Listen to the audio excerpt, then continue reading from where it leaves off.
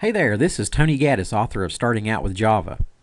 In this video, we're going to talk about how you can write a method that returns an object. Now, this is a very useful thing to be able to do in a program. Sometimes you want to be able to write a method that performs some operation, and that operation results in the creation of an object. And then you'd like to be able to return that object from the method.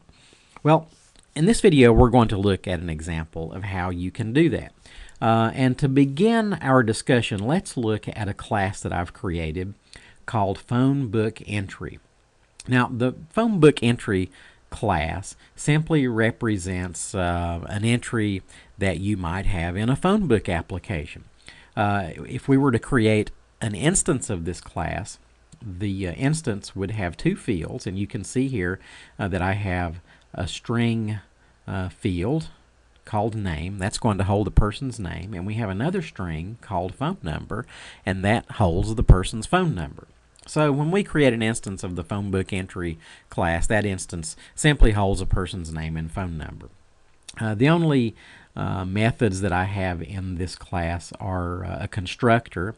The constructor accepts arguments for the name and phone number, and those values are assigned to the fields. And then we have the appropriate mutators and accessors. Here's the setName method. We simply pass a name to this method and it assigns it to the name field. Here's the setPhoneNumber method. We pass a phone number as an argument and it assigns it to the phone number field.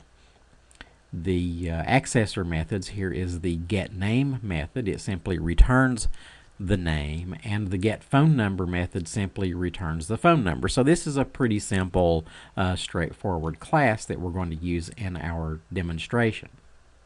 Now, we're going to use this class in a program that demonstrates how you can return an object from a method.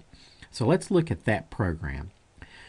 Here in this program, we have a static main method. And let's take a look at the main method and see what's happening here. In this statement, I'm declaring a variable named entry. Now, this is a phone book entry reference variable. So we'll be able to use this entry variable to reference an instance of the phone book entry class. Now, notice how we are initializing the variable. The statement says entry equal getEntry, and it looks like getEntry is a method call. Well, in fact it is. We're going to look at the getEntry method in just a moment, but in a nutshell, what the getEntry method does is that it gets a name and a phone number from the user, then it creates a phone book entry object, and then it returns a reference to that object. So this statement initializes the entry variable with the address of an object that is created by the getEntry method. The getEntry method simply returns a reference to that object. Then the remaining code here in the main method simply displays the contents of the fields of that object. Okay, well, let's look at the getEntry method. And I think to explain what's going on here in the getEntry method, I think I'm going to switch over to my writing tablet and then we'll look at the code there. Okay, so in the program here in this statement, this is where we call the getEntry method.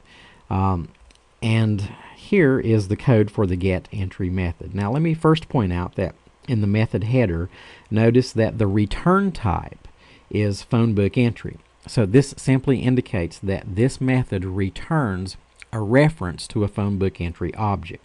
Now inside the method, first we create a scanner object. We're going to read some keyboard input and we're going to use a scanner object for that. Here in this code, we prompt the user to enter a name, and then we use the scanner object to get the user's input. And that input is assigned to the person name variable. It's a string variable.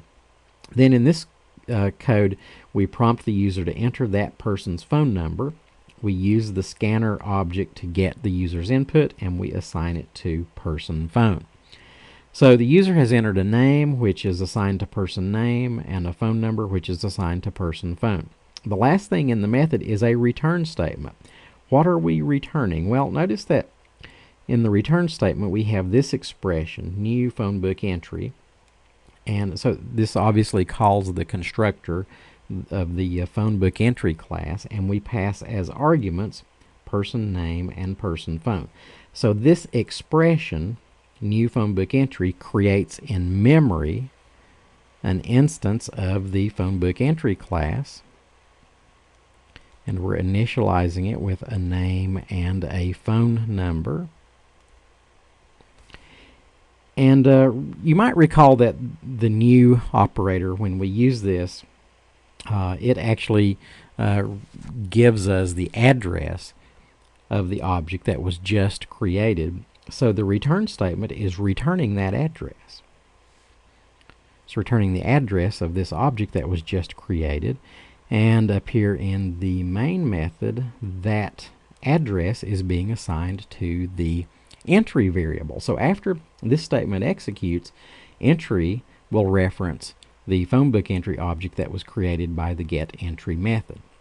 And then the rest of the statements in the main method, as we mentioned earlier, they simply display the name and the phone number stored in the object. Okay, well, let's switch back over to our editor, and let's compile and execute the program and see what happens.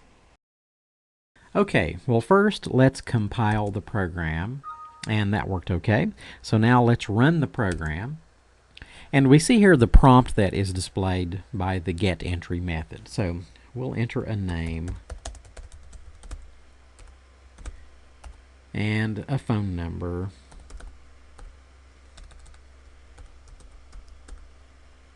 and if everything works okay, we should see this name and phone number displayed on the screen.